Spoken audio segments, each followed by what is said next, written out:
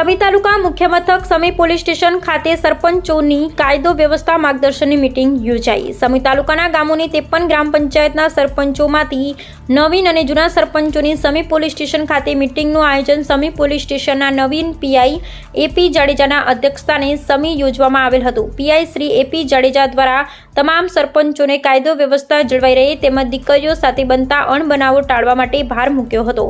બાળકો મોડા સુધી રાત્રે ફોનથી ગેમો ન રમે તેમજ સોશિયલ મીડિયાનો દુરુપયોગ અને સાયબર ક્રાઇમ સામે ગ્રામજનો જાગૃત થાય વગેરે પર ભાર મૂકવામાં આવ્યો હતો। અને સરપંચો દ્વારા જાહેર જગ્યાઓ જેવી કે ધાર્મિક મંદિરો, દૂધ ડેરી, ગ્રામ પંચાયત ઘર જેવા સ્થળો પર સીસીટીવી કેમેરા મૂકવામાં આવે તો અનેક ગેરપ્રવૃત્તિઓ થતી પણ અટકી શકે તેવી સલાહ આપેલ હતી।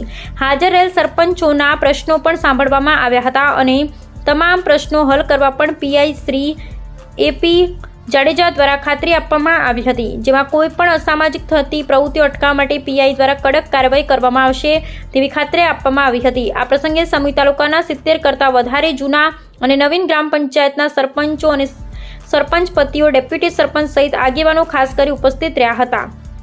સમગ્ર કાર્યક્રમનું આયોજન સમી પોલીસ સ્ટેશન દ્વારા ગોઠવવામાં આવેલ હતું। રિપોર્ટર રાજુ જોશી, પાટણ।